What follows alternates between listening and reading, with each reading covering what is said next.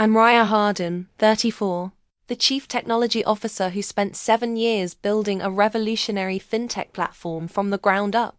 On the morning of our $200 million IPO, the culmination of everything I'd sacrificed for my CEO mentor walked into my office with his 26-year-old stepson, and 3 words that shattered my world: "You're being replaced." Within 6 hours, our stock price had crashed, investors were fleeing, and the company I'd poured my soul into was hemorrhaging millions. But as I watched the chaos unfold from my empty office, I realized something they didn't know. I held the one piece of information that could either save the company or destroy it forever. The betrayal cut deeper than I ever imagined. But what I discovered about their real motivations would change everything. Before we jump back in, tell me where you're tuning in from. And if this story touches you, make sure you're subscribed, because tomorrow I've saved something extra special for you. If you've ever felt unseen or betrayed by those you trusted most, like for more stories of resilience and truth. 7 years ago, James Whitfield and I sat in a cramped coffee shop in downtown Seattle, sketching our vision on napkins. The original business plan draft still sits in my desk drawer, his handwriting bold and confident next to my careful technical diagrams. We were going to revolutionize how people moved money across borders, eliminate the predatory fees that trapped immigrant families, and build something that mattered. James saw potential in me when no one else would. Fresh out of MIT with a computer science degree and a chip on my shoulder about being the only woman in most rooms, I'd been turned down by every major tech company. Too aggressive, they said. Not a cultural fit. James hired me on the spot after I debugged his prototype payment system in 20 minutes during our interview. Those early days were intoxicating. 18-hour coding sessions fueled by energy drinks and shared dreams. James would bring me coffee at 2 a.m., check my progress, offer encouragement when the algorithms wouldn't cooperate. He became the father figure I'd never had my own dad. Walked out when I was 12, leaving my mom to raise 3 kids on a teacher's salary. I poured everything into pay forward. My 20s disappeared into lines of code, security protocols, and regulatory compliance frameworks. While my college friends got married and started families, I built neural networks that could detect fraud patterns in microseconds. My personal life became a series of failed relationships with men who couldn't understand why I'd choose debugging over dinner dates. The sacrifices took their toll. Chronic insomnia from staring at screens. A mild heart palpitation at 28 that my doctor blamed on stress and caffeine. 3 serious relationships that ended because I couldn't give them the attention they deserved. But James always reminded me we were building something bigger than ourselves, something that would change millions of lives. By year 3, our revolutionary payment platform was processing $50 million in transactions monthly. By year 5, we'd secured partnerships with major banks across 3 continents. I'd become the technical architect of something unprecedented, a system so secure and efficient that competitors couldn't replicate it. The algorithms I'd developed were my children, each line of code carefully crafted and protected. James and I worked as a team. He handled investors and strategy while I managed the technical backbone that made everything possible. Late nights in the office, we'd talk about the future, his dream of going public, my vision of scaling to serve underbanked communities worldwide. He'd joke that I was the smartest person he'd ever met, that the company would collapse without my brain. I trusted him completely. When he asked me to work weekends, I did. When he needed me to skip vacations for critical launches, I complied. When venture capitalists questioned technical decisions, I defended our choices with passion and precision. James had my absolute loyalty because I believed he had mine. The IPO preparations consumed the last 18 months of my life. Due diligence, technical audits, regulatory filings, I handled it all while maintaining our growing platform. I'd never been prouder of anything. This wasn't just a successful startup. It was validation of every sacrifice, every sleepless night, every relationship I'd lost to the work. That morning, walking into the office with my lucky coffee mug, A gift from James that read, "World's best CTO, I thought about to ring. The bell that would announce our triumph to the world." Marcus Whitfield arrived at PayForward 6 months before the IPO, like a golden retriever in a hardware store, enthusiastic, destructive, and completely out of place. His Stanford diploma hung prominently in the office James assigned him, positioned where everyone could see the prestigious credentials that supposedly qualified him to understand financial technology. At 26, Marcus had never held a real job for more than 8 months. His resume read like a highlights reel of abandoned ventures, a social media startup that burned through $2 million in seed funding before folding, a cryptocurrency trading platform that never processed a single transaction, and a brief stint at his mother Patricia's real estate company that ended when he decided to explore other opportunities. Patricia had married James 3 years earlier, bringing her son into our extended family. She was elegant, charming, and had a way of making James feel younger and more successful. I'd watched their relationship bloom from the sidelines, happy that my mentor had found companionship after his divorce, that Patricia came with Marcus attached, and James's new stepfather role clouded his usually sharp judgment. The first red flag came during Marcus's orientation week. While I explained our security protocols, he interrupted to suggest we just use blockchain for everything because it was the future of finance. When I patiently explained why distributed ledgers weren't suitable for our real-time fraud detection systems, he rolled his eyes and muttered something about legacy thinking. Our development team, brilliant engineers I'd recruited and trained over 7 years, quickly grew frustrated with Marcus's involvement in technical decisions. He'd joined sprint planning meetings and proposed features that would require months of work to implement for questionable benefits. When senior developer Priya Patel gently explained why his suggestions weren't feasible, Marcus would appeal directly to James, framing technical constraints as resistance to innovation. The dynamic shifted gradually but unmistakably. James began including Marcus in strategic meetings where I'd previously been his sole technical advisor. Marcus would nod along during complex discussions, occasionally interjecting buzzwords he'd clearly Googled that morning. "What about leveraging AI for this?" became his favorite phrase, regardless of whether artificial intelligence had any relevance to the problem at hand. I tried to mentor Marcus the way James had mentored me, sharing technical knowledge and explaining our platform's intricacies, but he seemed more interested in the authority that came with understanding than the actual understanding itself. He'd take credit for solutions I'd explained to him during casual conversations, presenting them to James as his own insights. The breaking point came 3 months before the IPO. Marcus proposed restructuring our entire fraud detection system to incorporate a machine learning model he'd found in an academic paper. The paper was fascinating but described theoretical work unsuitable for production systems, handling millions of transactions daily. When I explained the risk's potential, system failures, regulatory compliance issues, months of testing required, Marcus accused me of being afraid of innovation. James sided with his stepson. We spent 2 weeks in heated meetings, Marcus insisting his approach was superior while I presented data showing why his proposals could jeopardize our IPO timeline.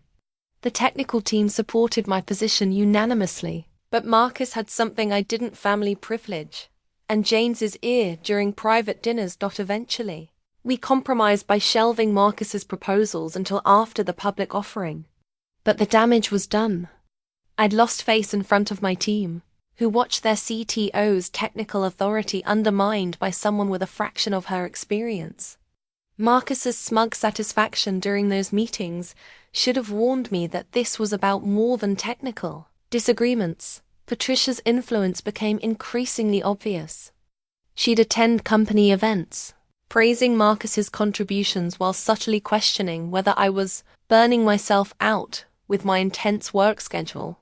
James began repeating her concerns, suggesting I delegate more to Marcus and step back from day-to-day operations. I should have seen it coming. The gradual marginalization, The whispered conversations that stopped when I entered rooms. The way Marcus started referring to our platform and our technology as if he'd built any of it. But I was focused on the IPO, ensuring our technical infrastructure could handle the scrutiny and scale that going public would bring. The security audit report arrived on a Tuesday morning in February, 3 months before our planned IPO. I'd commissioned the external assessment to ensure our systems met the rigorous standards public companies required. The findings made my blood run cold. Critical vulnerabilities in the payment processing pipeline. Inadequate encryption protocols in our customer data storage. Potential backdoors and authentication systems that could expose millions of user accounts.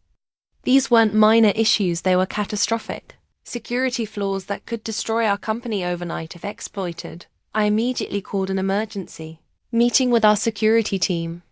We had identified the problems and could fix them, but it would require significant resources and delay our public offering by at least 2 months. The alternative was launching with vulnerabilities that hackers could exploit or regulators could discover during their due diligence. Marcus's response to the audit results was dismissive. These security firms always find problems to justify their fees, he said during our leadership meeting. We've never been hacked, so clearly our current systems work fine. His casual attitude toward protecting customer data revealed how little he understood about the financial services industry. I spent hours explaining the implications. A security breach after going public wouldn't just damage our reputation, it could trigger federal investigations, massive lawsuits, and criminal liability for executives who knew about vulnerabilities and failed to address them. The technical details sailed over Marcus's head, but the legal and financial risks should have terrified him. Instead, he proposed a compromise that demonstrated his fundamental incompetence. Let's just hire more cybersecurity consultants after the IPO, he suggested. We'll have plenty of money then to fix any issues. The fact that he couldn't grasp why addressing known vulnerabilities before going public was essential left me speechless. James supported his Stepson's position.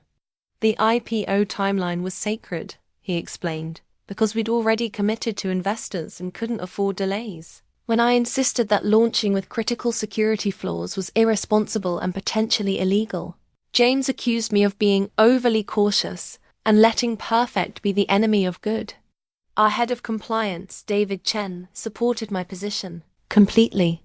He'd worked at the SEC before joining PayForward and understood the regulatory implications better than anyone. During a private meeting, David warned me that proceeding with the IPO while knowing about these vulnerabilities could constitute securities fraud. But Marcus had already convinced James that external auditors were being unnecessarily alarmist. He found articles online about other companies that had gone public with minor security issues and resolved them later. The fact that those minor issues bore no resemblance to our critical vulnerabilities didn't matter. Marcus had given James the justification he wanted to hear. I began documenting everything. Every meeting where I raised security concerns. Every email explaining the risks. Every instance where Marcus dismissed legitimate technical issues. My assistant, Jennifer, helped me organize the evidence, sensing that something was fundamentally wrong with how decisions were being made. The marginalization accelerated. Marcus started excluding me from client meetings, claiming he was developing direct relationships with key accounts. He'd scheduled technical reviews during times when I had other commitments, then make decisions without my input. When I protested, James suggested I was being territorial about responsibilities I should be delegating anyway. Our development team watched the dysfunction with growing alarm. Senior engineers who'd worked with me for years began approaching me privately, expressing concern about Marcus's technical decisions and James's willingness to prioritize politics over engineering excellence. Priya Patel was particularly blunt. He's going to destroy everything we've built. The final warning sign came during our pre-IPO board meeting. I presented a comprehensive analysis of our security vulnerabilities and a timeline for addressing them. The independent board members, experienced executives from other public companies, immediately understood the severity of the issues and voted to delay the offering until we could implement fixes. Marcus convinced James to overrule the board's recommendation. As the controlling shareholder, James had the authority to proceed over their objections.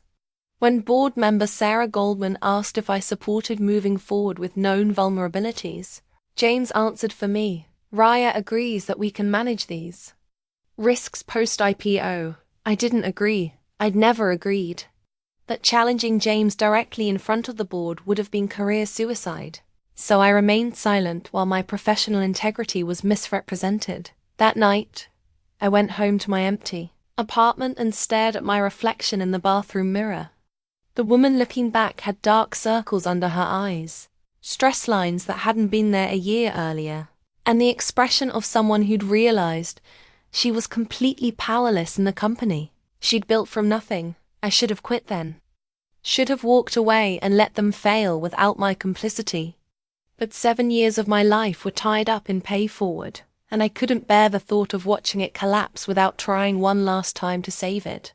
That loyalty would cost me everything, but it would also give me the tools I'd need for justice. Termination letter was already printed when James and Marcus walked into my office that Tuesday morning. I could see it folded in James's jacket pocket, the corporate letterhead visible through the thin paper. He'd made his decision before our conversation even began. "Raya, we need to talk," James said, closing the door behind him. Marcus stood slightly behind his stepfather, unable to hide his smug satisfaction. The dynamic was clear. This wasn't a discussion but an execution. I was reviewing final preparations for the IPO launch. Scheduled for 9:30 a.m., trading would begin in 3 hours, and I'd spent the weekend ensuring our technical systems could handle the increased transaction volume we expected after going public. My laptop displayed real-time monitoring dashboards, server performance metrics, and security protocols I'd implemented, despite everyone's objections. "I've made a difficult decision," James continued, settling into the chair across from my desk. "We're restructuring the technical leadership team, and Marcus will be taking over as Chief Technology Officer effective immediately." The words hit me like a physical blow. 7 years of partnership, of building something revolutionary together, ended with corporate euphemisms and the cowardice of calling betrayal a restructuring. I stared at James, searching for any sign of the mentor who'd believed in me, who'd promised we'd change the world together. "Today?" I managed to ask, on IPO morning. Marcus stepped forward, his confidence emboldened by my shock. "We felt it was important to have fresh leadership in place as we enter this new phase," he said, as if he'd played any meaningful role in getting us to this point. "The company needs someone who can think beyond legacy systems and embrace innovative approaches." Legacy systems. The platform I'd architected was processing $2 billion in transactions monthly, with 99.99% uptime. The legacy fraud detection algorithms I'd developed had prevented over $50 million in losses last year alone. But Marcus saw innovation only in buzzwords and theoretical concepts he'd never successfully implemented. James wouldn't meet my eyes, he fumbled with the letter in his pocket, his usual confidence replaced by obvious discomfort. "This doesn't reflect on your contributions. Raya, you've been instrumental in getting us here, and we're grateful for everything you've accomplished." Grateful, past tense. As if I were already gone. "The timing seems unusual," I said carefully, my voice steadier than I felt. "Replacing the technical leader on the day we go public might concern investors, who've relied on my expertise during due diligence." Marcus actually laughed at my concern. Investors care about future potential, not past achievements. They want to know we're positioned for growth, not held back by people who are afraid of change. People who are afraid of change. I'd revolutionized payment processing, created security systems that other companies tried to replicate, and built technical infrastructure that enabled our entire business model. But because I'd objected to implementing untested algorithms 3 months before an IPO, I was afraid of change. James finally produced the termination letter, sliding it across my desk with the reluctance of someone performing an unpleasant but necessary task. "Your severance package is generous," he said. 6 months' salary, full benefits continuation, and your stock options will vest immediately. Stock options that would be worthless if the company failed under Marcus's leadership. The irony wasn't lost on me. They were paying me with equity in a business I was convinced would collapse without proper technical oversight. I opened the letter and read the corporate language that reduced 7 years of my life to legal formalities. Effective immediately. Transition of responsibilities. Appreciation for your service. The words blurred together as I realized how thoroughly I'd been outmaneuvered. "I'll need time to transition critical projects," I said, grasping for any leverage that might delay this catastrophe. "The fraud detection system requires daily monitoring, and there are security protocols that Marcus has been preparing for this transition," James interrupted. "He's already familiar with all critical systems and has identified several efficiency improvements we can implement immediately." Efficiency improvements. Marcus had never successfully modified a single line of production code, but apparently he'd identified ways to improve systems he barely understood. The hubris was breathtaking, but more disturbing was James's willingness to bet our entire company on his Stepson's unproven theories. I looked around my office, 7 years of memories compressed into personal items I need to pack into boxes. Photos from company milestones, awards for technical innovation, the coffee mug James had given me that now felt like a cruel joke. This space had been my second home, the place where I'd solved impossible problems and built something I was genuinely proud of. Marcus was already discussing immediate changes he planned to implement, speaking about my life's work as if it were a rough draft he intended to improve. His casual dismissal of everything I'd built was infuriating, but James's silent acquiescence was heartbreaking. "I'll clear out my office today," I said finally, standing to signal the conversation was over. But I want it on record that I believe this decision puts the company at significant risk, particularly given the technical challenges we discussed in recent board meetings. James nodded vaguely, eager to escape the uncomfortable scene.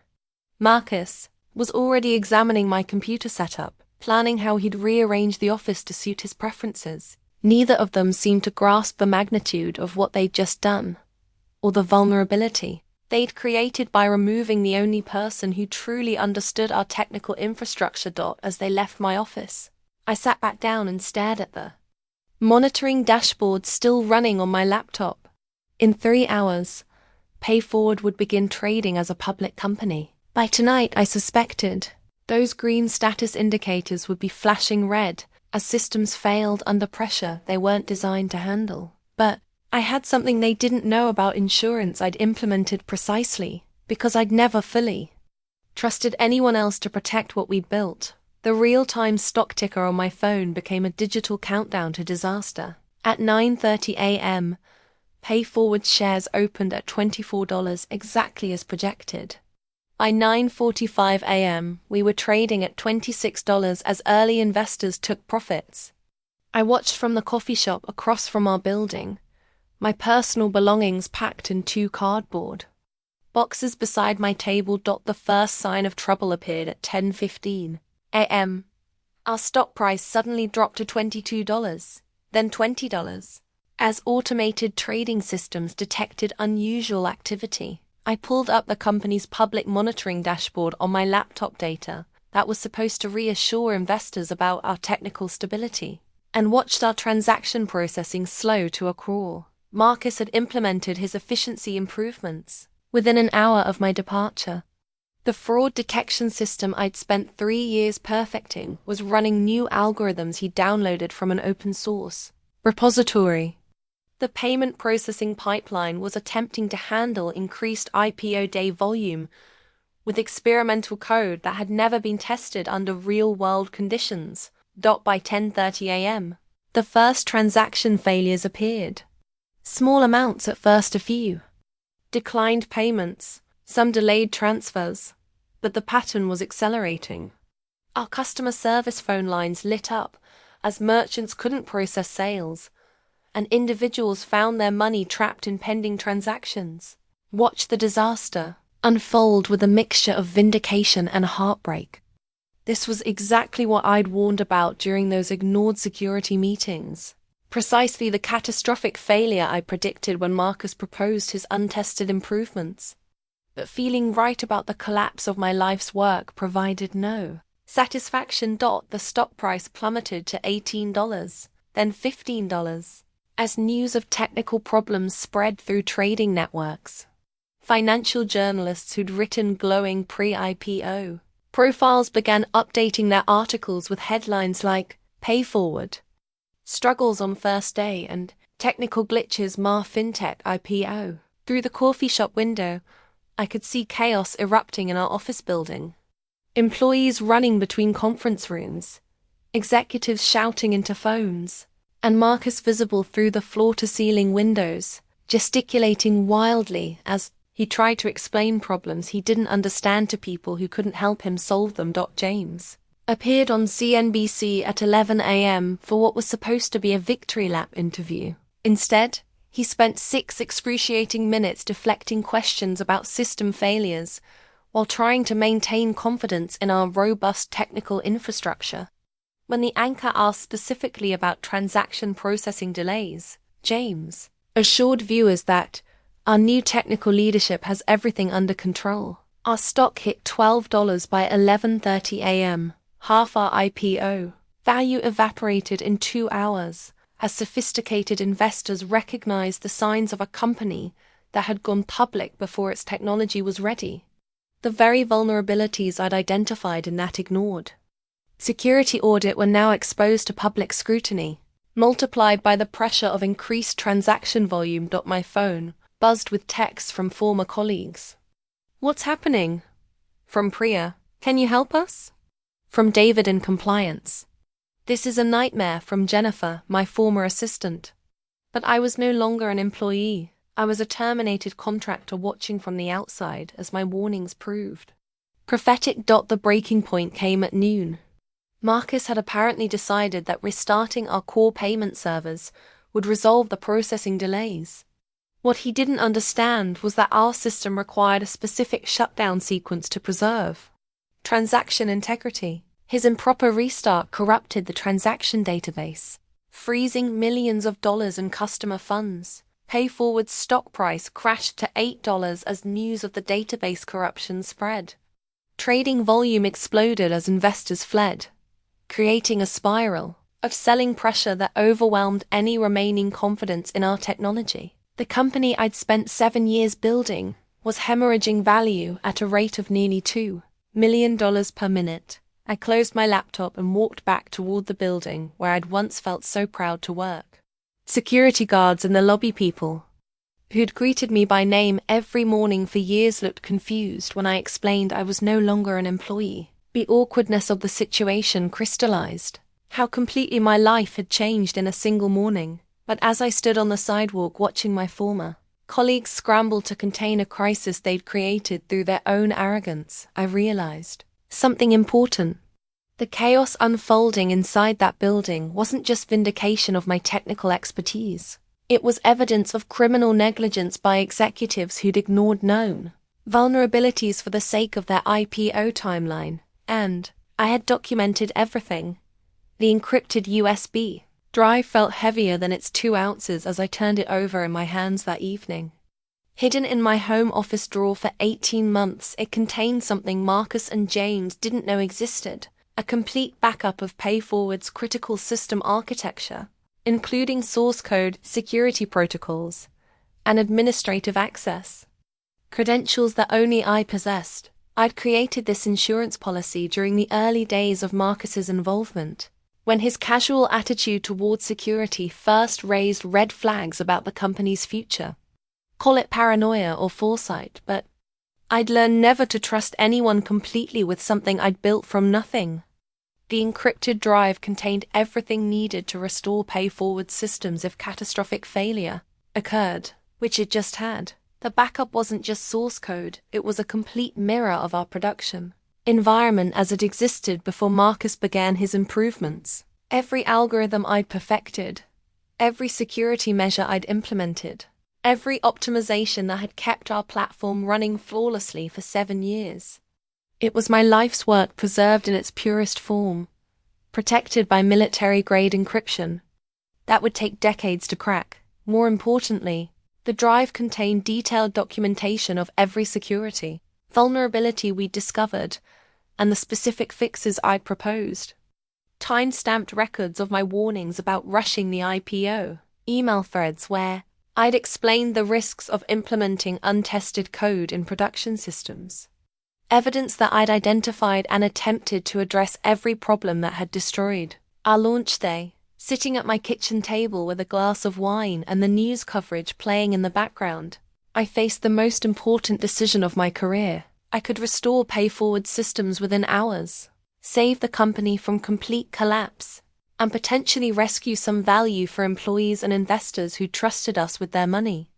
The technical knowledge existed locked in encryption. Only I could break, or I could let them burn. The moral complexity of the situation wasn't lost on me. Thousands of customers had money trapped in our systems. Employees who'd worked tirelessly for our success were watching their stock options become worthless. Pension funds and institutional investors had bought into our IPO based on technical capabilities that Marcus was systematically destroying. But James and Marcus had made their choice when they fired me for telling inconvenient truths. They'd chosen family loyalty over technical expertise, short-term convenience over long-term stability. They'd gambled everything on Marcus's unproven theories, while dismissing the concerns of someone who actually understood the systems they were risking. The evening news coverage was brutal. PayForward's IPO disaster led every financial program, with expert commentary about the dangers of companies going public before their technology was mature. One analyst specifically mentioned the concerning leadership changes that had occurred on the morning of our launch, noting that replacing key technical personnel during an IPO was highly unusual. My phone rang constantly, journalists wanting comments about the technical failures, former colleagues seeking advice about their careers, and headhunters who'd heard I was suddenly available. I ignored them all, focusing on the decision that would determine not just my future, but the fate of everyone connected to PayForward. The encrypted drive represented more than just technical solutions, it was leverage. Proof that I possessed the knowledge to fix everything they'd broken. Evidence that their problems weren't caused by market conditions or bad luck, but by specific, predictable consequences of ignoring technical expertise.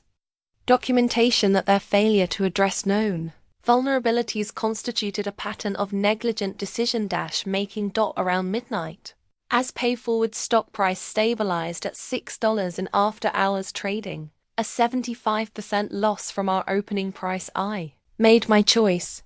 Not to restore their systems immediately, but to use my knowledge strategically. They taught me that loyalty without respect was worthless, that competence without authority was powerless. Now I would teach them that knowledge without conscience was dangerous.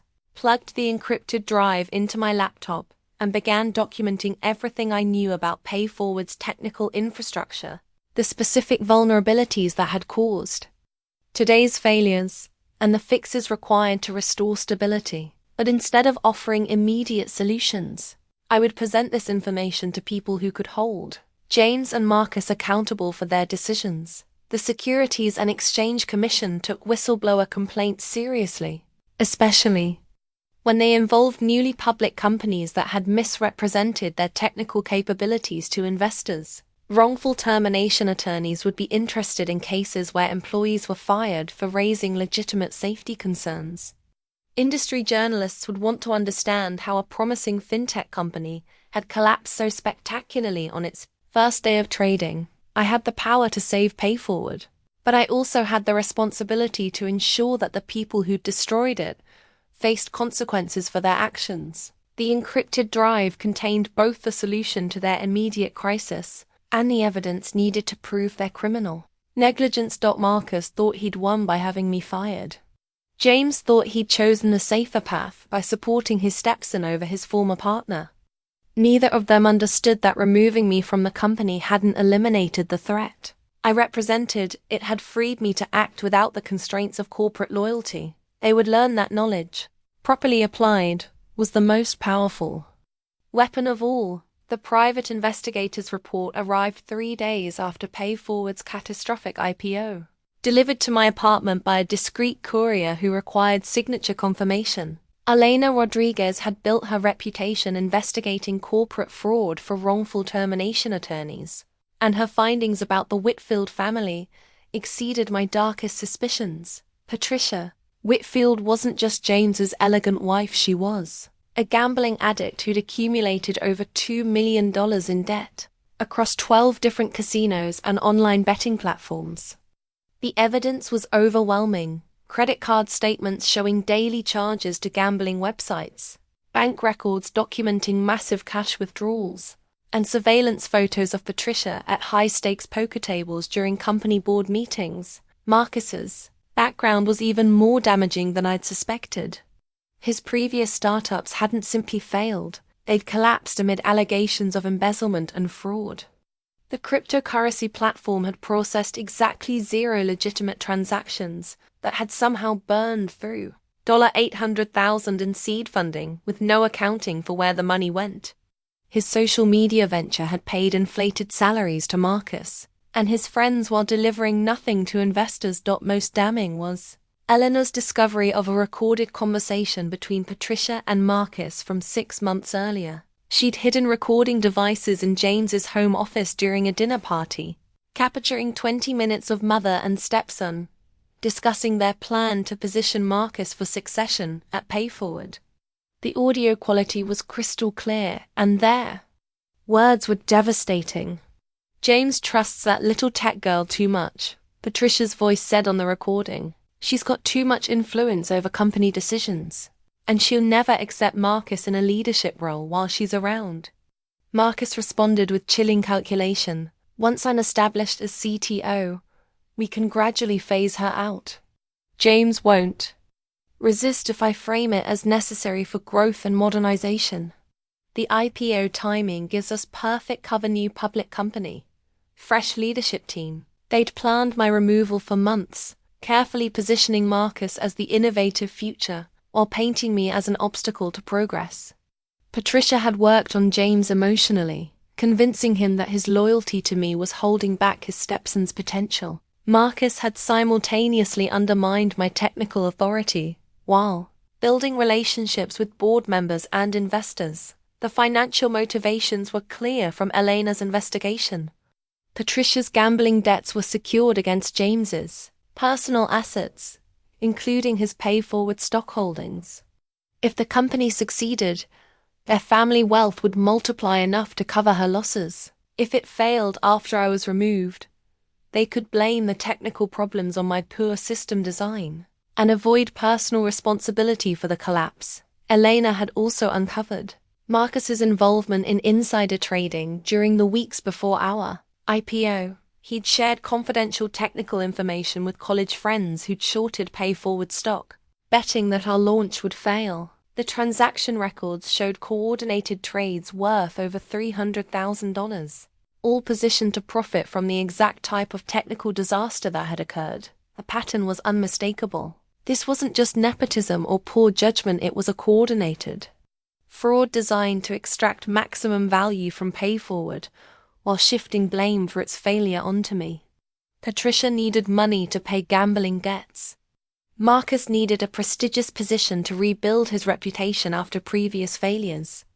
James was the unwitting victim of their manipulation, blinded by love and family loyalty. Reading through Elena's comprehensive report, I felt the pieces of a complex puzzle clicking into place. My termination wasn't about technical disagreements or leadership restructuring. It was about removing the one person who could identify and prevent their plan to loot the company. They needed me gone before the IPO, so Marcus could implement changes that would guarantee technical failures, while creating plausible cover for their eventual escape. The recording device had captured additional conversations revealing the full scope of their scheme. Marcus had planned to blame PayForward's technical problems on legacy infrastructure that I'd supposedly designed inadequately. Patricia had prepared talking points about how my resistance to innovation had held back the company's growth potential. They'd even discussed Marcus's eventual transition to a competitor after PayForward's collapse, leveraging his brief CTO title to secure a position at a rival firm. But their plan had one fatal flaw. They'd underestimated my preparation for exactly this type of betrayal. The encrypted backup drive wasn't just technical insurance, it was evidence that could prove their fraud. Every vulnerability they'd exploited, every warning they'd ignored, every system failure they'd caused was documented in files they didn't know existed. Elena's investigation had also revealed something else crucial. Patricia's gambling debts were coming due. Casino collection agencies were pressuring her for immediate payment, and the loan sharks she'd borrowed from were less patient than traditional creditors. The family's financial desperation was escalating, making them increasingly dangerous as they faced exposure. Armed with this information, I began to understand the true stakes of my situation. This wasn't just about corporate politics or personal revenge. It was about preventing criminals from escaping accountability for fraud that had cost investors hundreds of millions of dollars. Patricia and Marcus had bet everything on their ability to destroy PayForward while avoiding consequences, and they'd nearly succeeded. But Eleanor's report gave me something they couldn't have anticipated: evidence of their criminal conspiracy and proof that my termination was part of a broader scheme to defraud investors. The private investigator had done more than uncover their secrets. She provided me with the ammunition needed to ensure they faced justice for their crimes. The question now wasn't whether I could expose their fraud, but how to do it in a way that maximized consequences for them while protecting the innocent employees and investors who trusted PayForward with their money and careers. The voice recording device arrived at my apartment on Friday evening, delivered by David Chun from our compliance department under cover of bringing me a farewell gift. His hands shook as he placed the small digital recorder on my kitchen table, his usual corporate composure replaced by obvious fear and determination. "I've been documenting everything since the IPO disaster," David said, glancing nervously toward my windows as if someone might be watching.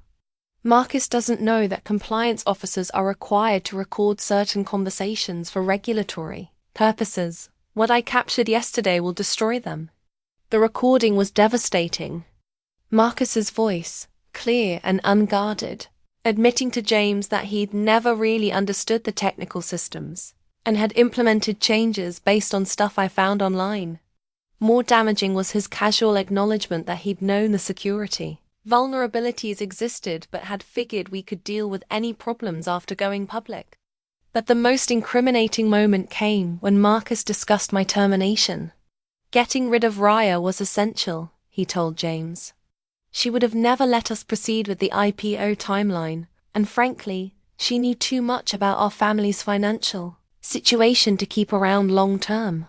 James's response was barely audible but clear enough. "Patricia said this was necessary for our survival. I hope we made the right choice." David had recorded the conversation during what Marcus thought was a private debriefing about technical problems.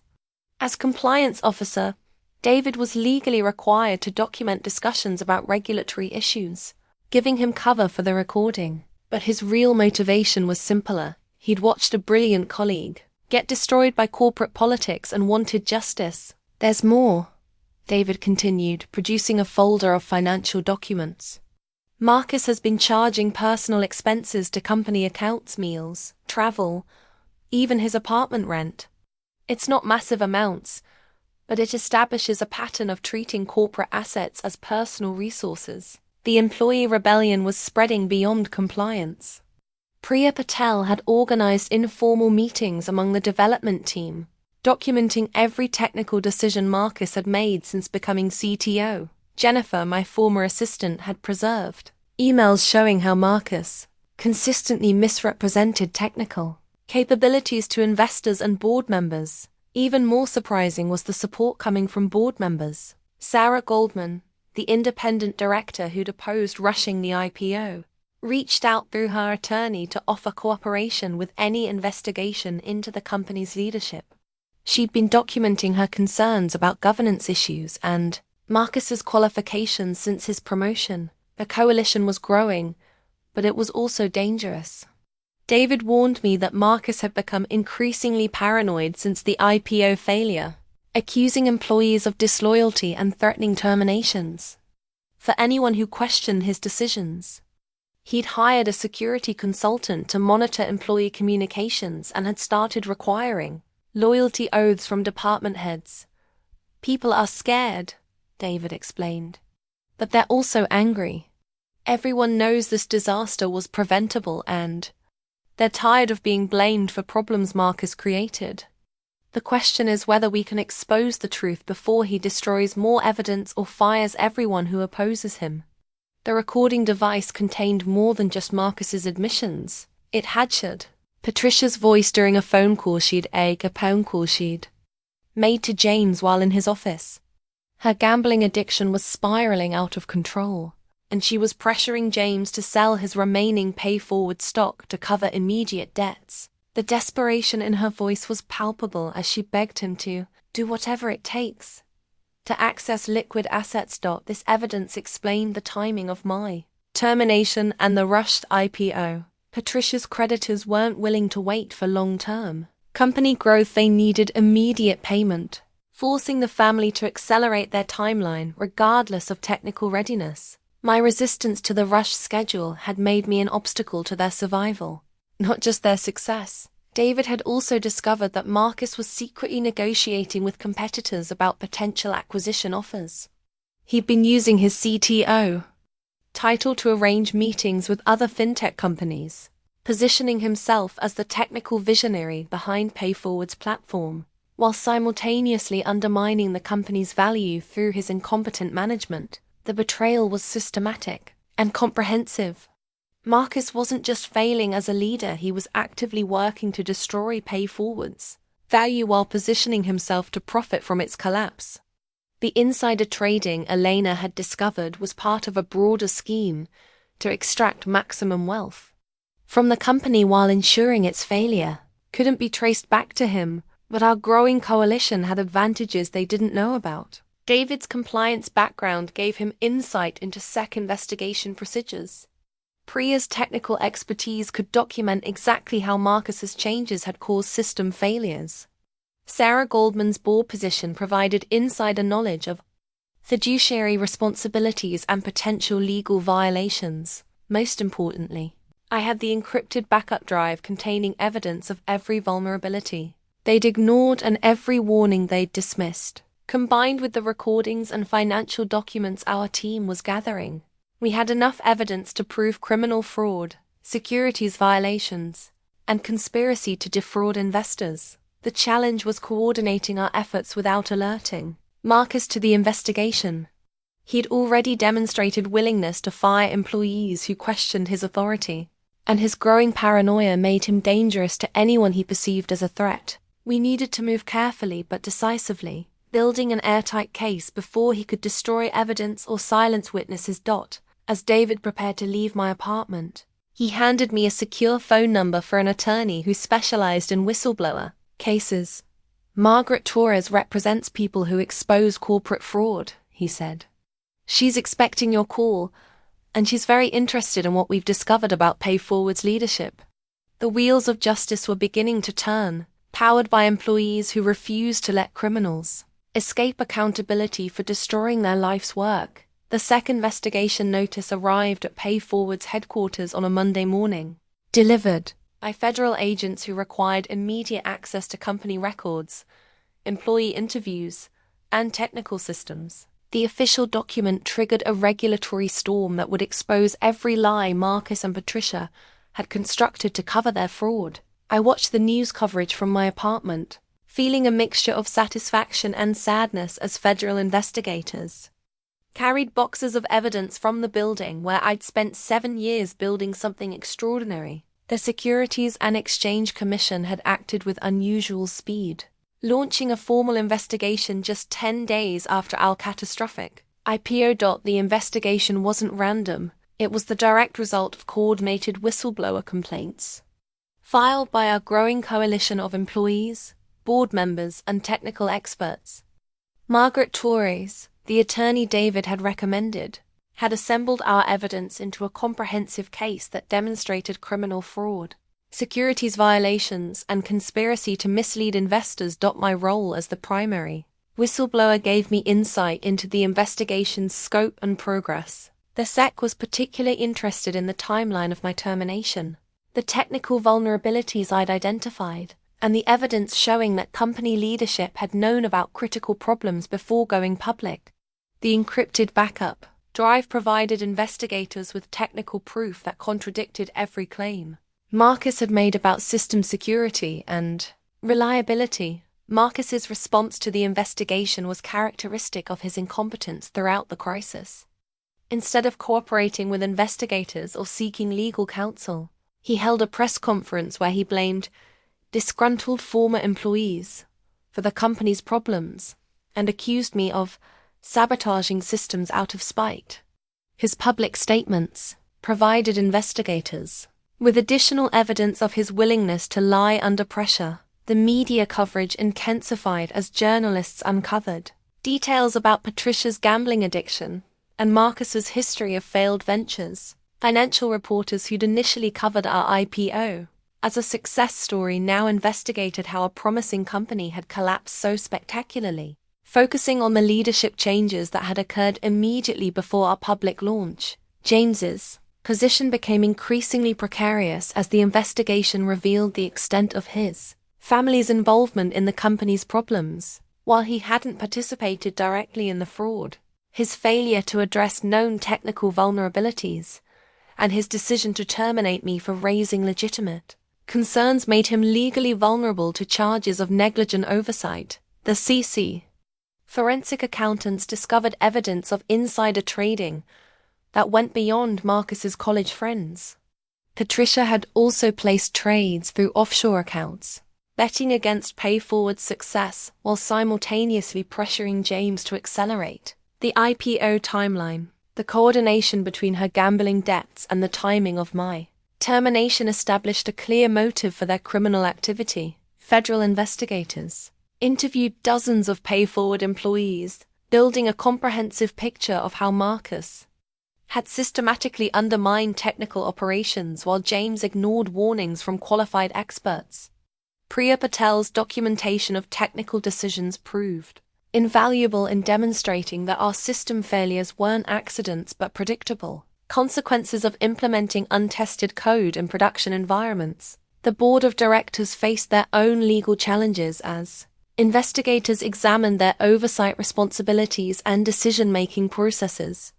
Sarah Goldman's cooperation with the investigation protected her from potential charges, but other board members who had supported rushing the IPO faced questions about their fiduciary duties to shareholders. Customer lawsuits began flooding the courts as individuals and businesses sought compensation for money lost during our technical failures. Class action attorneys identified patterns of negligence that made PayForward liable for damages far exceeding our insurance coverage. The legal exposure threatened to bankrupt the company entirely, destroying any remaining shareholder value. But the most damaging revelation came when investigators discovered Marcus's secret negotiations with competitors. He'd shared proprietary technical information with other fintech companies, while simultaneously undermining PayForward systems, positioning himself to benefit from our failure while profiting from inside knowledge of our vulnerabilities. Investigation expanded beyond securities fraud to include charges of corporate espionage, theft of trade secrets, and conspiracy to destroy a publicly traded company. Federal prosecutors began building cases that could result in decades of prison time for Marcus and Patricia, with James facing potential charges as an accessory to their crimes. My testimony became central to the government's case, providing technical expertise that demonstrated how the defendants' actions had directly caused investor losses and system failures. The encrypted backup drive served as crucial evidence that PayForward's technology was sound, before Marcus began implementing his disastrous changes. As the regulatory storm intensified, I found myself in an unexpected position of power. Prosecutors needed my cooperation to prove their case, giving me influence over how justice would be pursued. Board members sought my input on potential recovery strategies. Journalists wanted my perspective on how corporate fraud had destroyed a promising technology company. The investigation was more than vindication, it was validation that technical expertise and professional integrity mattered more than family, politics, and corporate manipulation. Every warning I'd raised, every vulnerability I'd identified, every concern I'd documented was now evidence in a federal case that would determine whether criminals faced consequences for their crimes. Had thought firing me would eliminate the threat I represented. Instead, it had freed me to pursue justice without the constraints of corporate loyalty, transforming me from a silenced employee into a protected whistleblower with the full support of federal law enforcement. The regulatory storm was just beginning, and I held the key evidence that would determine whether justice would be served. The threatening letter arrived on expensive cream stationery, hand-delivered to my apartment building's front desk with instructions that it be given directly to me. Patricia's elegant handwriting couldn't disguise the desperation beneath her carefully chosen words, but her attempt to intimidate me revealed just how cornered she'd become. "Dear Raya," the letter began with false civility, "I understand you've been speaking with various parties about PayForward's recent challenges. While I appreciate your passion for the company you helped build, I'm concerned that your emotional response to recent personnel changes may be clouding your judgment about what's best for everyone involved." The subtext was unmistakable. Stop cooperating with investigators or face consequences. Patricia's letter continued with thinly veiled threats about my reputation in the tech industry, and suggested that vindictive former employees rarely find success at other companies. She was trying to weaponize my career prospects against my willingness to tell the truth. But what struck me most wasn't her threats, it was her obvious panic. The woman who'd charmed investors at company events and convinced James that Marcus deserved technical leadership was now reduced to sending desperate letters to someone she'd helped destroy. The federal investigation had stripped away her polished facade, revealing the calculating criminal beneath. Patricia requested a private meeting at an upscale restaurant downtown, claiming she wanted to clear the air about misunderstandings regarding Marcus's qualifications and my termination. The location choice was strategic, a public venue where she could control the narrative, while appearing to seek reconciliation rather than confrontation. I agreed to meet her, but not for the reasons she anticipated.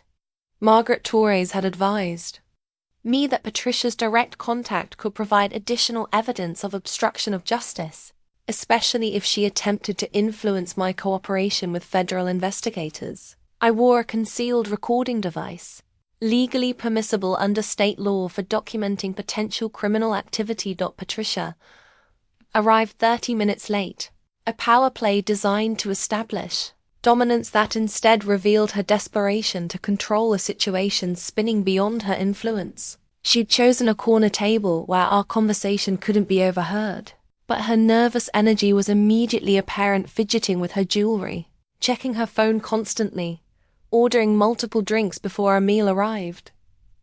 "You're destroying innocent people," she said without preamble, abandoning any pretense of social pleasantries. "James trusted you, gave you opportunities you never would have had elsewhere, and this is how you repay his loyalty. By cooperating with a federal investigation designed to destroy our family." Her version of events was fascinating in its complete inversion of reality. According to Patricia, I was the villain seeking revenge against people who'd recognized that the company needed fresh technical leadership. Marcus was a visionary innovator whose ideas had been sabotaged by legacy systems I'd supposedly designed inadequately. "The technical problems aren't Marcus's fault," she insisted, her voice rising despite the public setting. "Your systems were fundamentally flawed, and he's been trying to fix years of poor architecture while dealing with a hostile work environment created by your supporters." I let her talk, documenting every lie while watching her desperation manifest in increasingly erratic behavior. She alternated between playing victim, devoted mother protecting her son from false accusations, and issuing threats about what would happen if I continued cooperating with investigators. The most revealing moment came when Patricia dropped her carefully constructed facade entirely. "Do you have any idea what you've done to our family?" she demanded, her voice breaking with genuine emotion. "James's reputation is destroyed. Marcus will never work in tech again. And she stopped herself, but the implication was clear. Her gambling debts weren't just threatening the family's finances, they were putting her physical safety at risk. The loan sharks Elena's investigation had identified weren't patient, creditors willing to negotiate payment plans. Patricia's desperation wasn't just about preserving wealth. It was about survival. "What do you want from me?" I asked quietly, giving her an opportunity to explicitly request that I stop cooperating with federal investigators. The recording device captured every word as she outlined what she considered a reasonable resolution to our conflict. Patricia offered me $2 million money she claimed came from family resources, but which I suspected represented the proceeds from James's remaining pay-forward stock sales. In exchange, I would clarify my testimony to investigators, acknowledging that technical problems were the result of system limitations rather than Marcus's incompetent management. She also threatened professional consequences if I refused her offer. Patricia claimed to have connections throughout the tech industry who could ensure I never found another CTO position.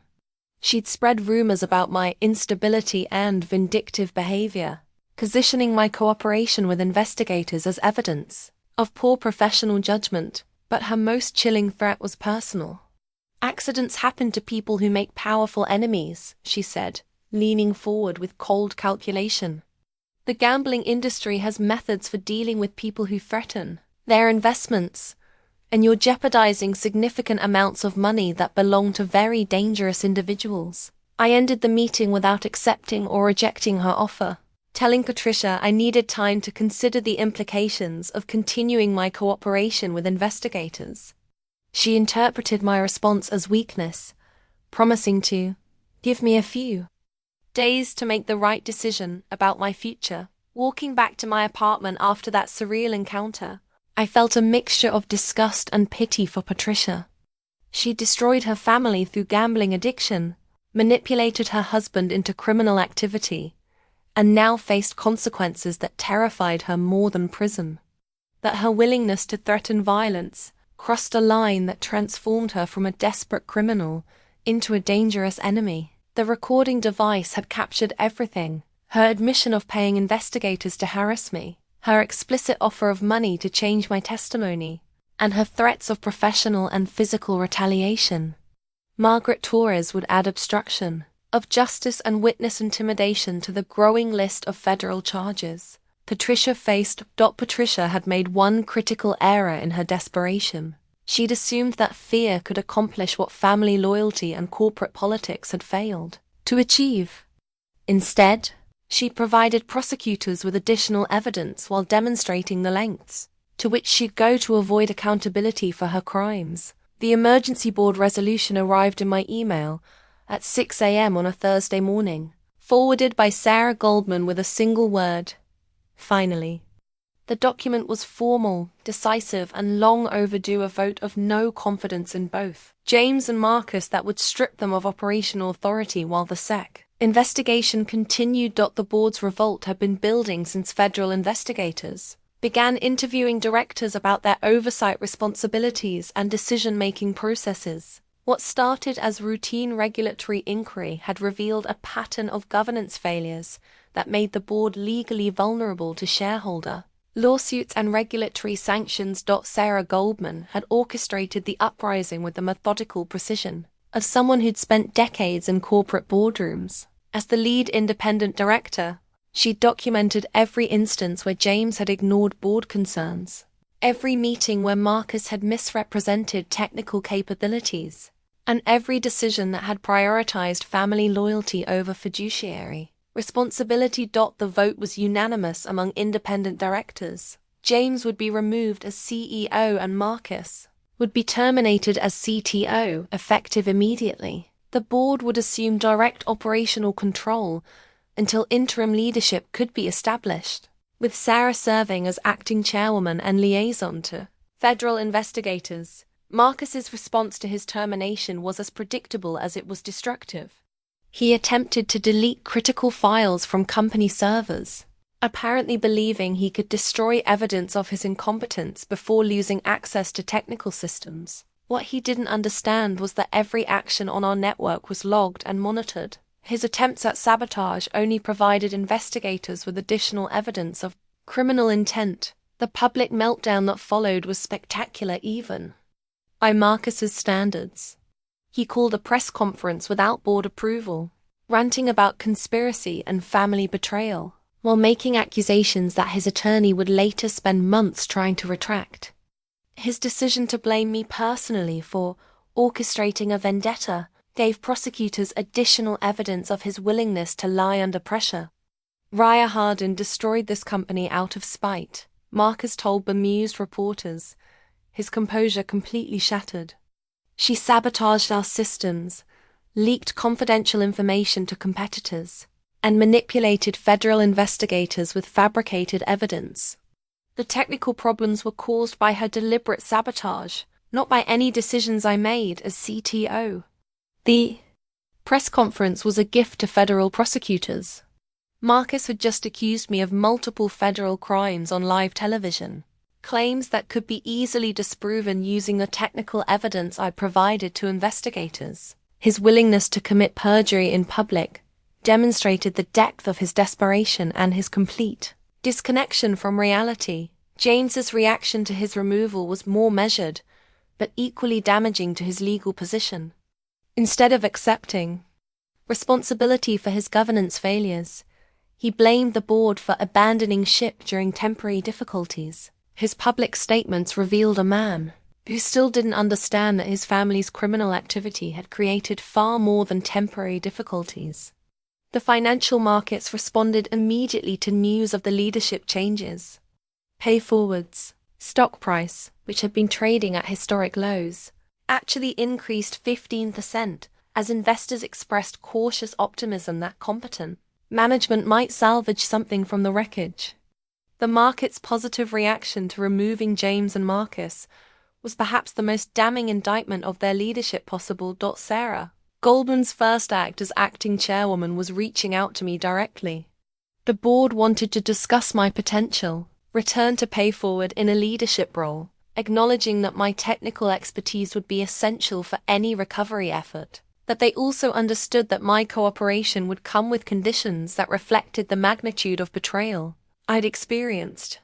The irony wasn't lost on me. The same board that had allowed James to overrule my security concerns now desperately needed my knowledge to undo the damage his family had caused. They were offering me unprecedented authority to rebuild the company, but only after it had been nearly destroyed by their previous acquiescence to incompetent leadership. Employee morale, which had been devastated by months of Marcus's mismanagement, began showing signs of recovery as news of the leadership changes spread through the company. Priya Patel called to tell me that the development team was cautiously optimistic about working under competent technical leadership again, but the most significant development was the board's decision to cooperate fully with federal investigators, providing unrestricted access to company records and encouraging employee testimony. This represented a complete reversal of their previous strategy of protecting James and Marcus, acknowledging that the family's criminal activity had made the company legally indefensible.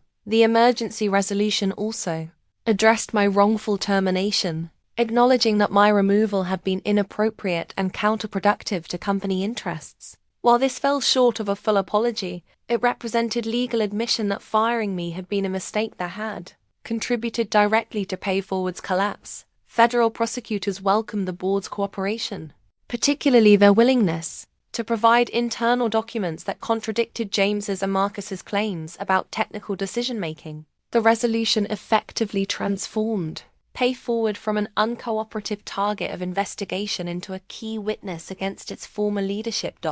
As I read through the board resolution and considered Sarah Goldman's offer to discuss my return, I realized that the balance of power had shifted completely. 6 weeks earlier, I'd been a terminated employee watching my life's work collapse. Now I was a protected whistleblower being courted by the same people who'd allowed my destruction. The board's revolt represented more than just corporate governance.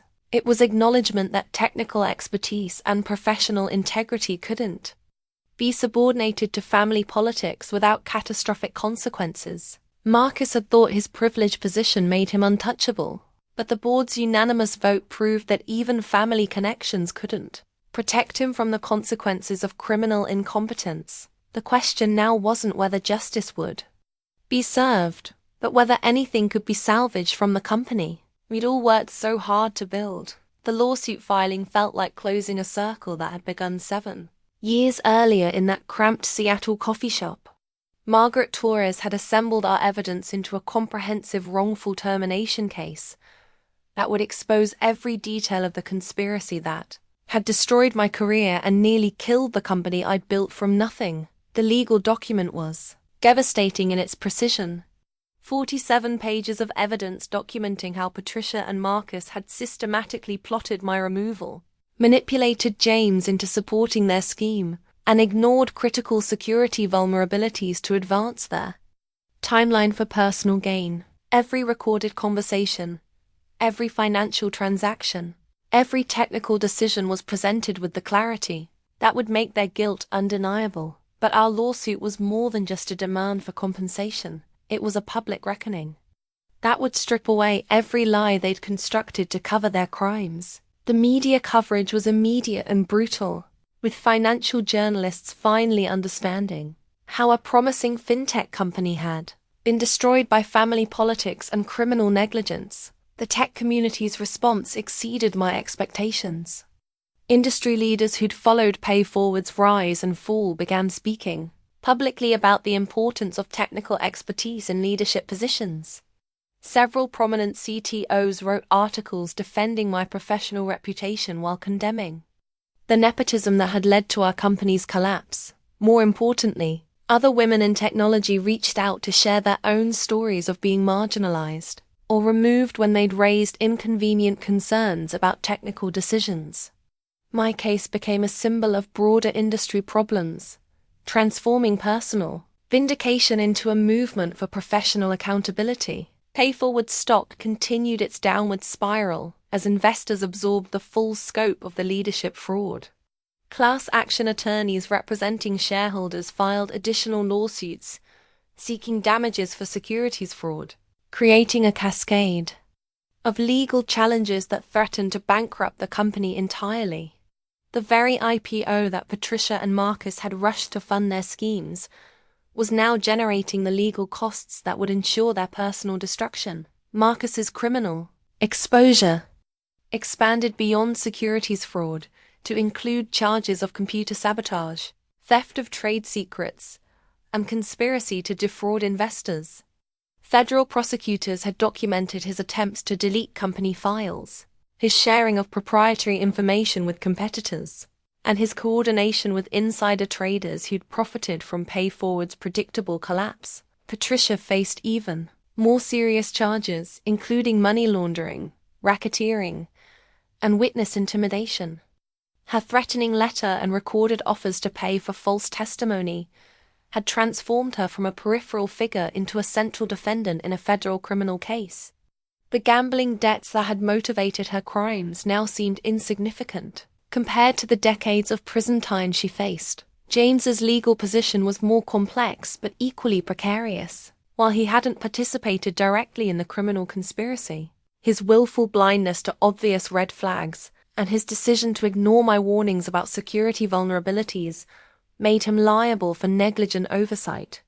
His reputation in the business community was destroyed, and his personal assets were frozen pending resolution of the various lawsuits. The public interviews I gave were carefully coordinated with federal prosecutors to avoid jeopardizing their criminal case while telling my story to the broader community. Speaking with industry publications and financial journalists felt cathartic, finally having the opportunity to explain what had really happened at PayForward, and why the technical problems were entirely preventable.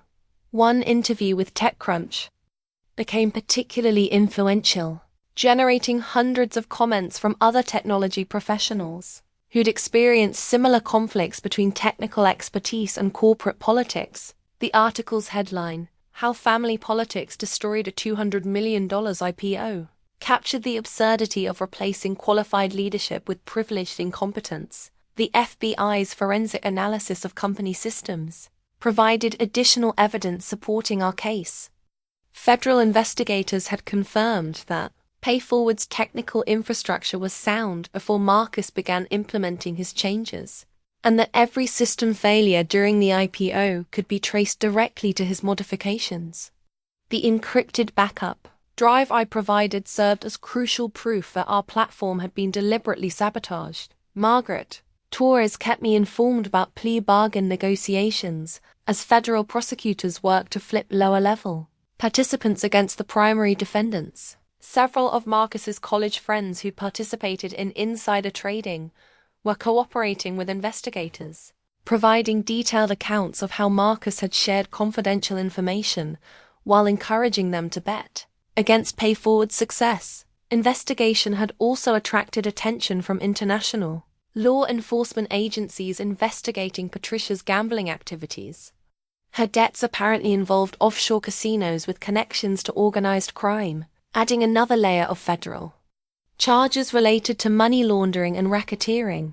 The scope of criminal activity had expanded far beyond what any of U.S. had initially suspected. As the legal proceedings intensified, I found myself in the unexpected position of being courted by venture capitalists and technology companies interested in my next project. The publicity surrounding PayForward's collapse had highlighted my technical expertise, while demonstrating my integrity under pressure. Job offers arrived weekly, many accompanied by equity packages that would make me financially independent regardless of the lawsuit's outcome. But more satisfying than professional opportunities was the recognition from my peers that I'd been right about everything: the security vulnerabilities, the technical risks, the governance problems that had made the company vulnerable to fraud. Every warning I'd raised, every concern I'd documented, every prediction I'd made about the consequences of ignoring technical expertise had proven accurate. The reckoning was more complete than I'd dared hope. Marcus faced criminal prosecution and professional destruction. Patricia confronted decades in federal prison. James's reputation and wealth were gone. PayForward's collapse had become a cautionary tale about the dangers of subordinating competence to family loyalty. Justice was finally within reach, but it came at a cost that extended far beyond my personal suffering. Hundreds of employees had lost their jobs, thousands of investors had lost their money, and customers had lost faith in fintech innovation. The collateral damage from Marcus and Patricia's crimes would ripple through the industry for years. The handwritten apology letter arrived on a Tuesday afternoon, delivered by James himself, who waited in my apartment building's lobby until I agreed to see him.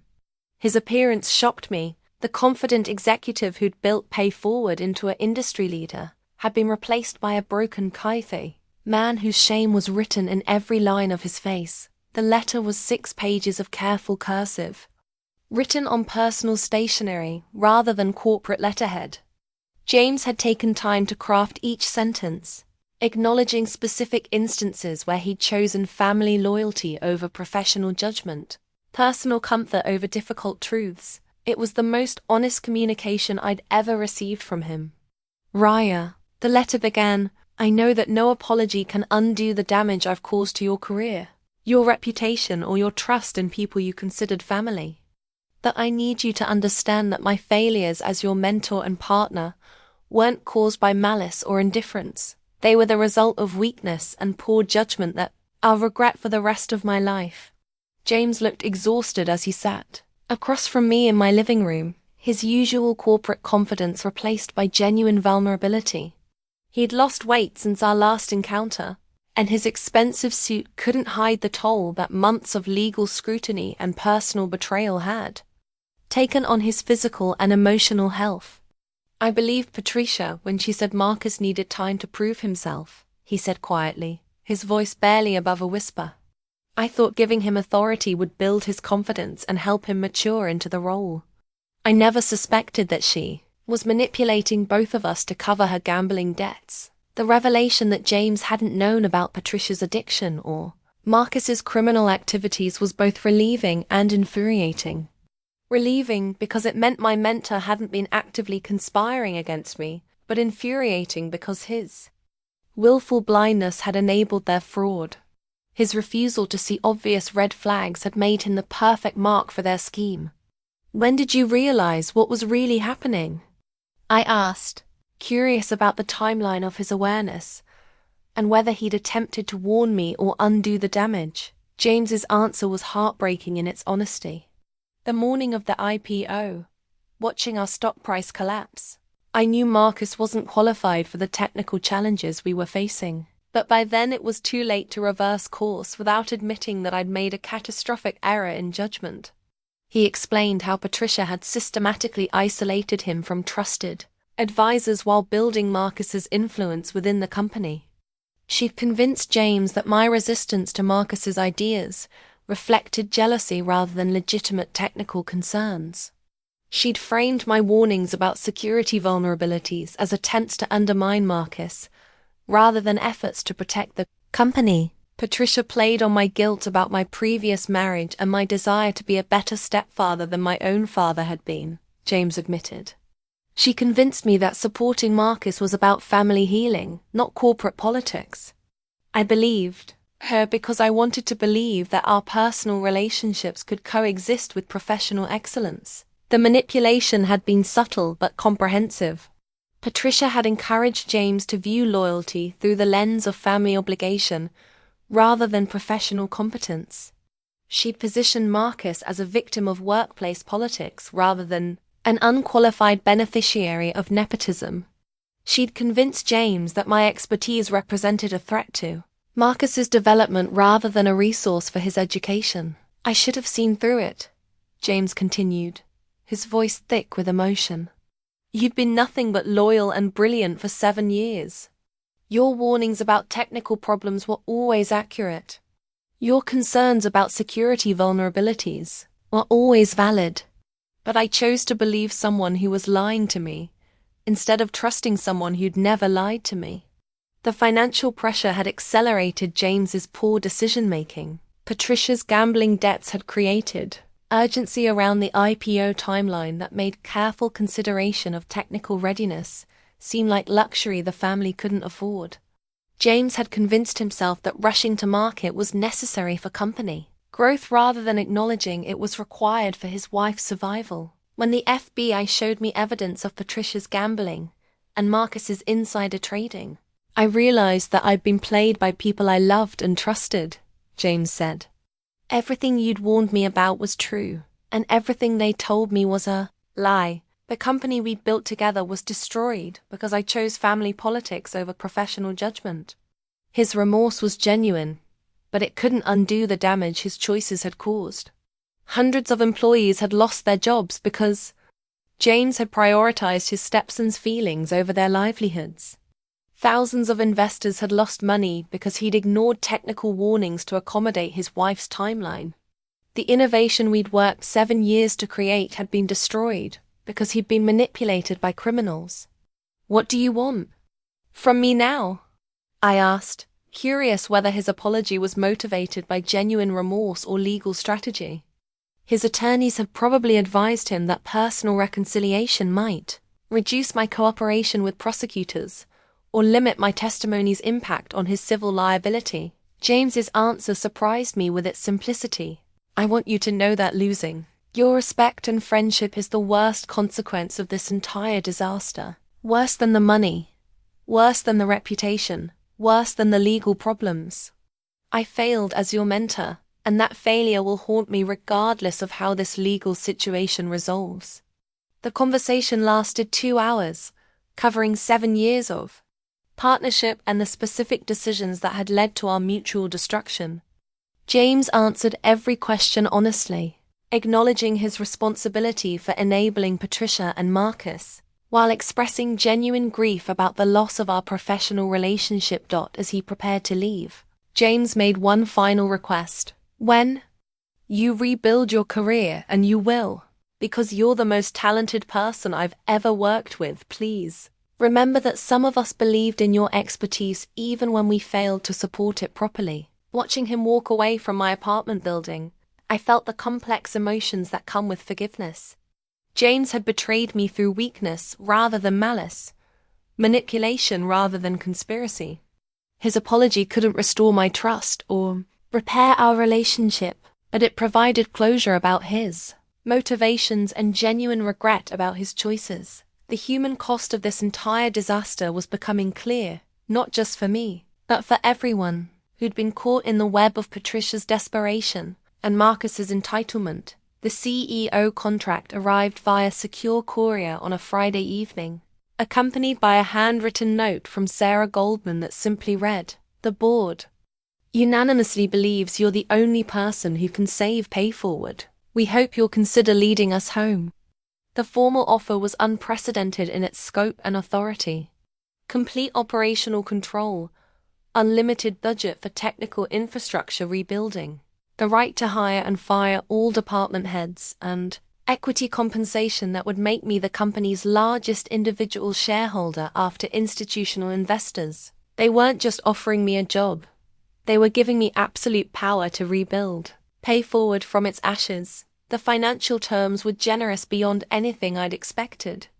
A base salary 40% higher than my previous CTO compensation, plus performance bonuses tied to measurable recovery milestones, stock options that would vest immediately, rather than over the traditional 4-year period, and most importantly, a clause guaranteeing that no family members of board members could be hired without my explicit approval. But the offer came with conditions that reflected the magnitude of PayForward's current crisis. I would have 6 months to stabilize operations and restore customer confidence, 12 months to achieve profitability and positive cash flow, 18 months to prepare for a potential acquisition or second public offering that could recover investor losses. Was aggressive but achievable with proper technical leadership and adequate resources. More importantly, the board had finally acknowledged that family politics and corporate governance couldn't coexist without destroying shareholder value.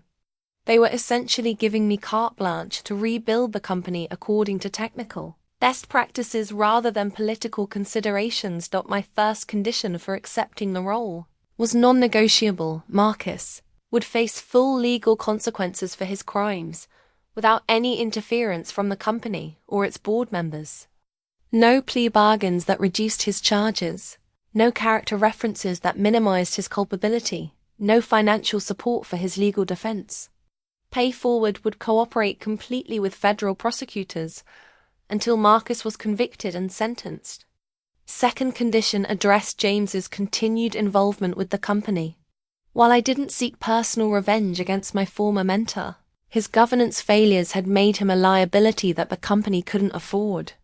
He would resign from all positions, surrender his voting rights, and agree never to serve in any advisory capacity for PayForward or its competitors. Patricia's criminal prosecution was already proceeding without company involvement, but I wanted explicit assurance that PayForward would seek maximum restitution for any funds she'd diverted for personal use.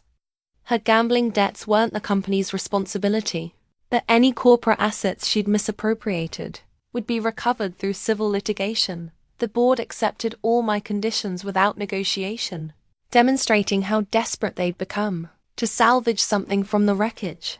Sarah Goldman explained that institutional investors were pressuring directors to either fix the company quickly or liquidate assets and distribute whatever value remained to shareholders. We have one chance to prove that PayForward can survive without the people who nearly destroyed it, she told me during our negotiation call.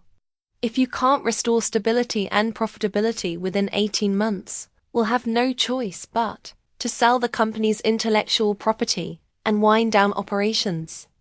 The weight of that responsibility was sobering. Hundreds of employees were depending on successful recovery to preserve their jobs and careers.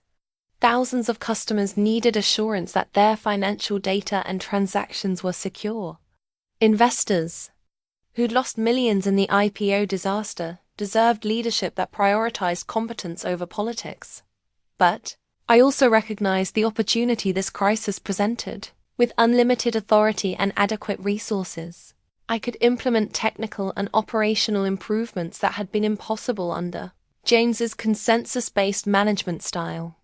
The company's near-death experience had eliminated political obstacles to necessary changes. My vision for PayForward's recovery was comprehensive but realistic. First, complete security infrastructure overhaul using the systems I'd originally designed before Marcus's sabotage. Second, customer confidence restoration through transparent communication about technical improvements and financial stability. Third, team rebuilding focused on technical excellence rather than corporate politics. The encrypted backup drive would finally serve its intended purpose, not as leverage against former colleagues, but as the foundation for rebuilding better systems. Every algorithm I'd perfected, every security protocol I'd implemented, every optimization that had made PayForward successful would be restored and improved. More importantly, the company culture would change fundamentally. Technical decisions would be made by qualified engineers rather than family members. Security concerns would be addressed immediately, rather than dismissed for convenience. Employee advancement would be based on competence and contribution, rather than political connections. The board offered additional support that demonstrated their commitment to genuine recovery. Independent technical auditors would validate all system improvements. Customer advisory panels would provide feedback about service reliability and security confidence. Employee satisfaction surveys would measure cultural transformation and leadership effectiveness. As I reviewed the contract terms and considered the magnitude of the challenge ahead, I realized that this opportunity represented more than just career advancement. It was a chance to prove that technical excellence and professional integrity could triumph over family politics and corporate manipulation. The irony wasn't lost on me. 6 months earlier, I'd been terminated for raising concerns about the very problems that had destroyed PayForward's IPO. Now, I was being asked to lead the company's recovery using the expertise that James and Marcus had dismissed as overly cautious and resistant to innovation. Signing the CEO contract felt like accepting responsibility for something larger than personal vindication. It was a commitment to rebuild not just PayForward's technical infrastructure, but also its reputation. For innovation and reliability, the company that had been my life's work would have the chance to become my life's legacy. The question wasn't whether I could fix the technical problems. I designed these systems originally and understood exactly what needed to be rebuilt. The real challenge would be restoring trust among employees, who'd watched their leadership destroy everything they'd worked to create. The company recovery plan stretched across my new office wall, a comprehensive strategy document that outlined PayForward's transformation from broken shell to industry leader. My first 100 days as CEO would focus on technical stabilization, team rebuilding, and customer confidence restoration. The timeline was aggressive, but achievable with proper leadership and unlimited board support. Walking into PayForward's headquarters as CEO rather than terminated employee felt surreal. The same security guards who'd watched me pack boxes 6 months earlier now greeted me with genuine smiles and congratulations. The building looked identical, but everything had changed. Most importantly, the absence of Marcus's voice and Patricia's influence over critical decisions. My first all-hands meeting was emotional for everyone involved. Priya Patel openly wept when I announced that technical decisions would once again be made by qualified engineers rather than family members. David Chen expressed relief that compliance concerns would be addressed immediately, rather than dismissed for convenience. Jennifer, my former assistant who documented Marcus's incompetence, received a promotion to Director of Executive Operations. The technical infrastructure rebuilding began immediately using the encrypted backup drive that had served as evidence in criminal proceedings. Every system Marcus had modified was restored to its original specification, then improved using lessons learned from the IPO disaster.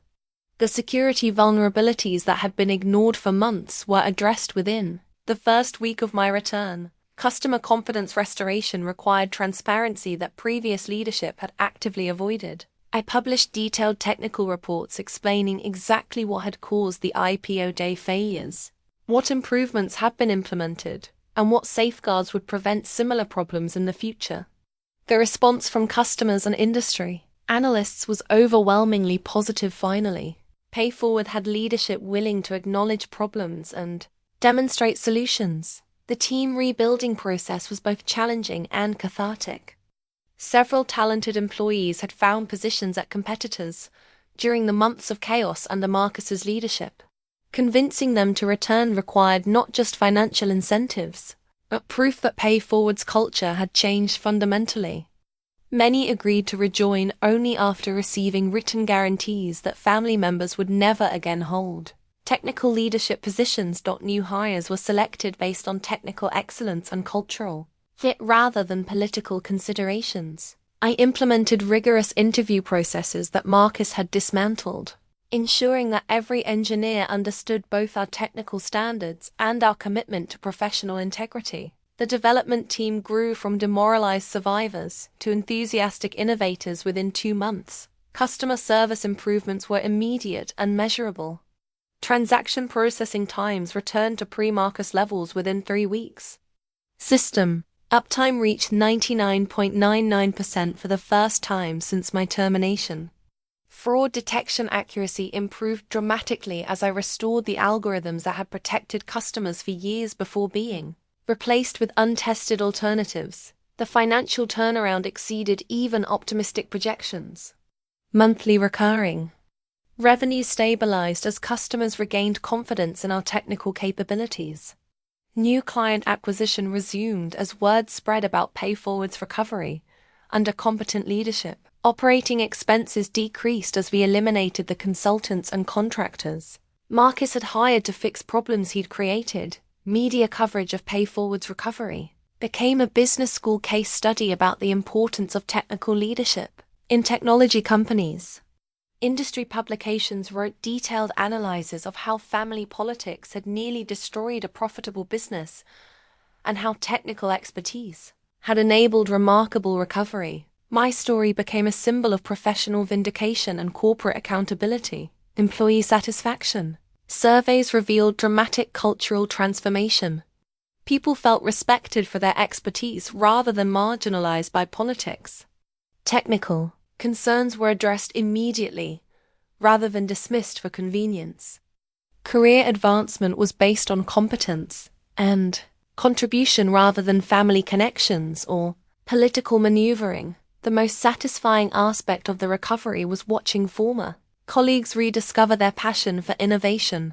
Engineers who'd been demoralized by months of Marcus's incompetent leadership began proposing ambitious projects that would strengthen PayForward's competitive position. The culture of excellence that James and I had originally built was resurging under leadership that valued technical expertise. Board meetings transformed from tense damage control sessions to strategic planning discussions about growth opportunities and expansion possibilities.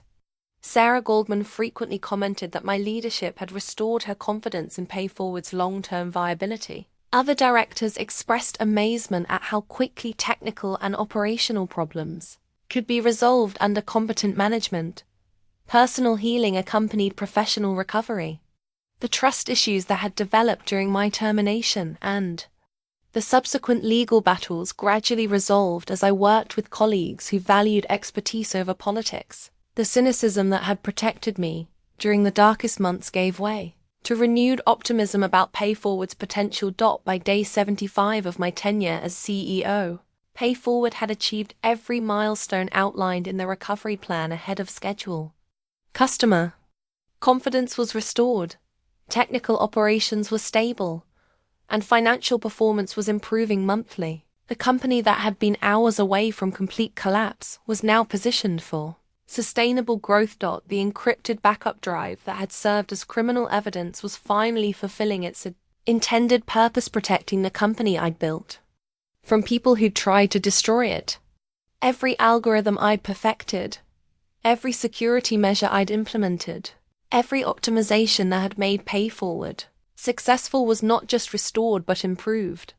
But the most important transformation was cultural. PayForward was no longer a family business where technical decisions were subordinated to political considerations. It was a technology company where expertise was respected, problems were addressed honestly, and success was measured by innovation rather than favoritism. The recovery was more than just financial or operational, it was proof that technical excellence and professional integrity could triumph over corporate politics and family manipulation. PayForward's second chance had become my vindication, and the company's redemption. The court judgment arrived on a Tuesday morning in spring, delivered by Margaret Torres, who'd fought tirelessly for 18 months to ensure that justice would be served.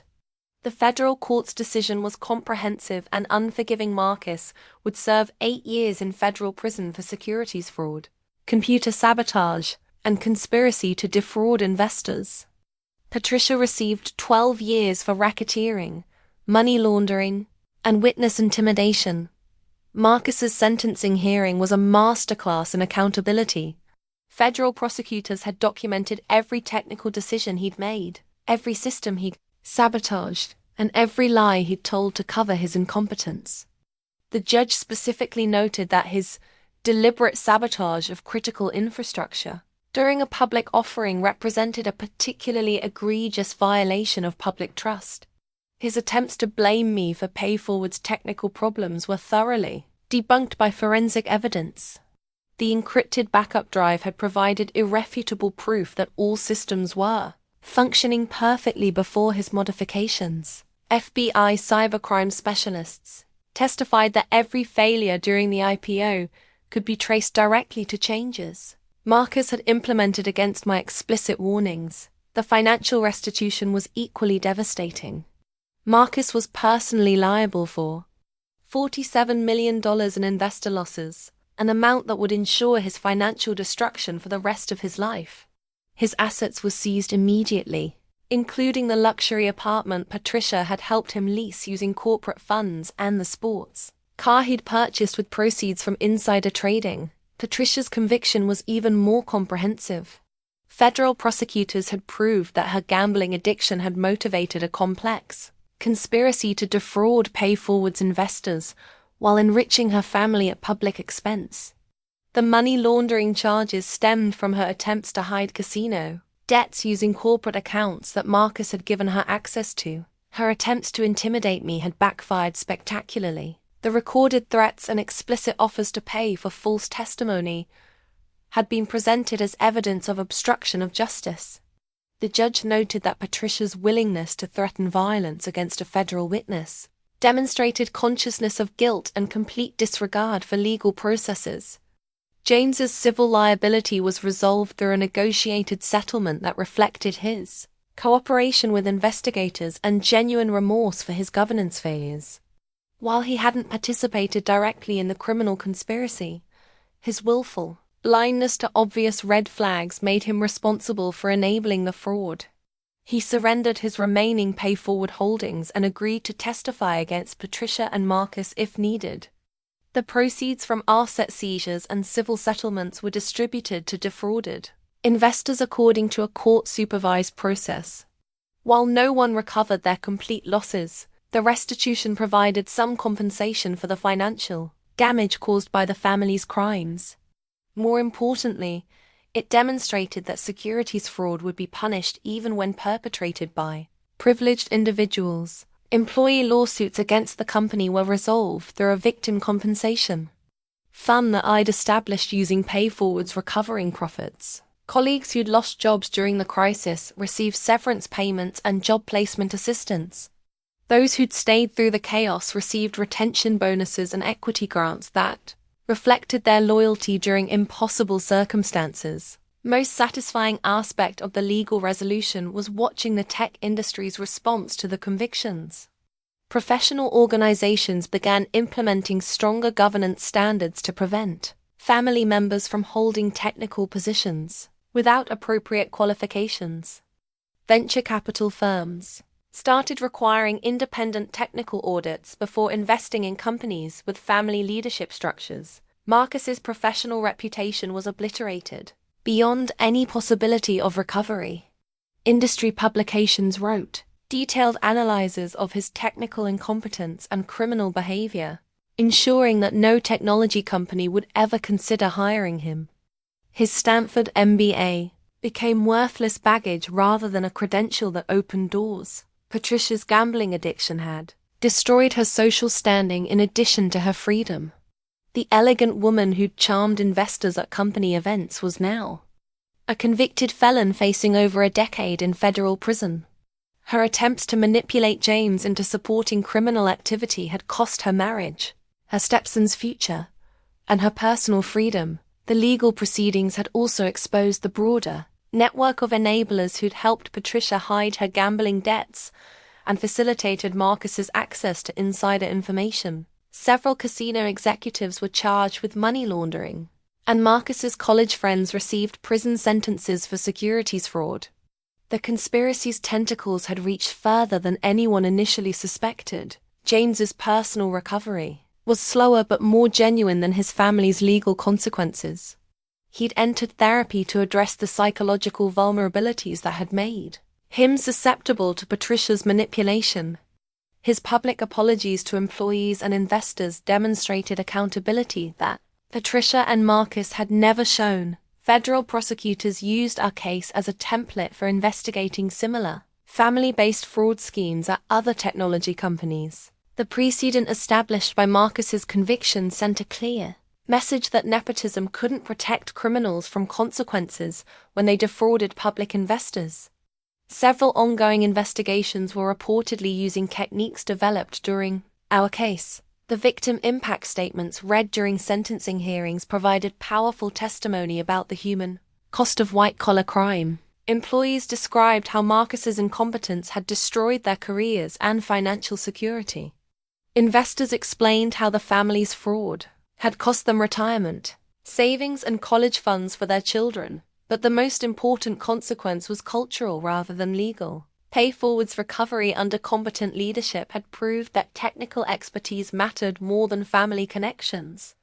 Other companies began reassessing their governance structures and leadership qualifications, understanding that competence couldn't be subordinated to politics without risking catastrophic failure. The court judgment represented more than just punishment for Marcus and Patricia. It was validation that professional integrity and technical excellence would ultimately triumph over privilege and manipulation. Justice had been served, consequences had been imposed, and the technology industry had learned important lessons about the dangers of family politics in technical leadership roles. The new IPO prospectus felt different in my hands, heavier with promise than the document that had launched PayForward's original disaster 18 months earlier. This time, the offering was built on genuine technical innovation and transparent leadership rather than family politics and hidden vulnerabilities. The company that had nearly collapsed under Marcus's incompetence was now positioned to become an industry leader under competent management. 1 year after accepting the CEO position, PayForward had achieved everything skeptics said was impossible. Customer confidence was completely restored, with transaction volumes exceeding pre-crisis levels by 40%. Technical infrastructure was more robust than ever, processing over $500 million monthly with zero significant outages. Employee satisfaction had reached historic highs as people rediscovered their passion for innovation under leadership that valued expertise. The second IPO represented vindication for everyone who'd suffered during the family's criminal conspiracy. Institutional investors who'd lost millions during the original offering were first in line to participate in our recovery story. Industry analysts who'd written PayForward's obituary were now praising our transformation as a masterclass in crisis Management and technical leadership. My personal transformation had been as dramatic as the company's recovery. The woman who'd been terminated for raising inconvenient truths about security vulnerabilities was now recognized as one of the technology industry's most effective CEOs. Speaking engagements, board positions, and acquisition offers arrived weekly. From companies seeking leadership that prioritized competence over politics, but the most meaningful changes were internal and cultural.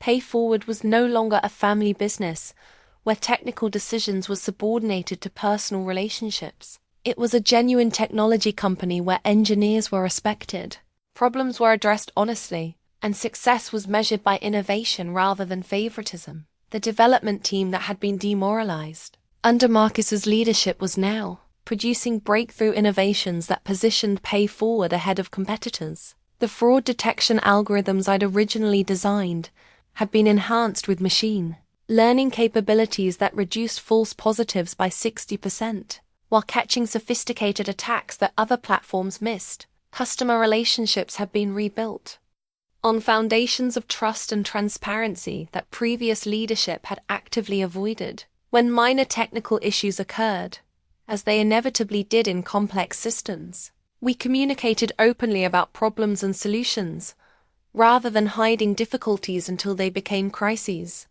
The honesty that had cost me my job under James's management was now PayForward's competitive advantage. The financial turnaround exceeded every projection in our recovery plan. Revenue had grown 80% year over year as customers returned and new clients joined our platform.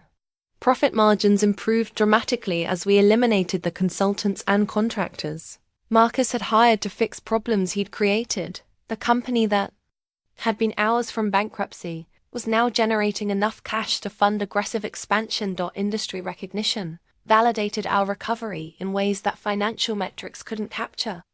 PayForward received awards for technical innovation, corporate governance, and workplace culture. Trade publications wrote case studies about our transformation, and business schools began teaching courses about our crisis management and leadership transition. Employee ownership through stock options and profit-sharing programs meant that everyone who'd endured the crisis shared in the recovery's success. Priya Patel, who'd been marginalized under Marcus's leadership, was now CTO with equity that would make her financially independent when we went public again.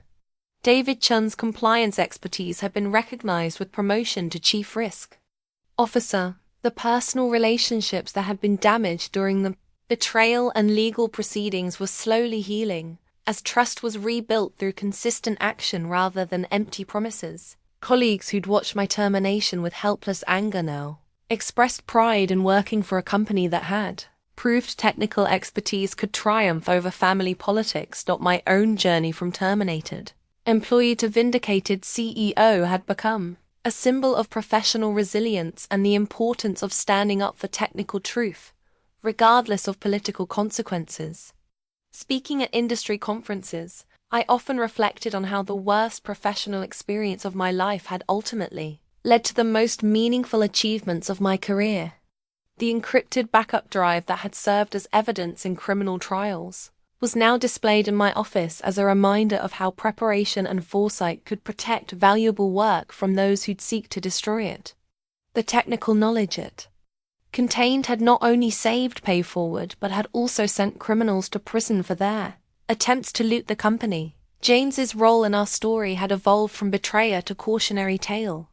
His public acknowledgement of governance failures and support for my leadership had helped restore industry confidence in PayForward's recovery. While our personal relationship would never be the same, his genuine remorse and cooperation with prosecutors had contributed to justice being served. The second IPO was scheduled for 6 months ahead, with investor interest already exceeding our planned offering size. Unlike the previous disaster, this launch was built on solid technical foundations and transparent leadership. The company that had been destroyed by family politics was returning to public markets stronger than ever. As I stood in my office that had once been Marcus's domain, watching employees collaborate on innovations that would define PayForward's future, I realized that justice wasn't just about punishment for wrongdoers. It was about proving that competence and integrity would ultimately triumph over privilege and manipulation. The new dawn wasn't just pay for words, it was validation for every technical professional who'd been marginalized by corporate politics, every employee who'd suffered under incompetent leadership, and every person who'd chosen difficult truths over convenient lies. We'd not only survived betrayal and near destruction, we'd emerged stronger, smarter, and more committed to the values that made success meaningful. The story that began with devastating betrayal had become one of redemption, justice, and the ultimate triumph of expertise over privilege.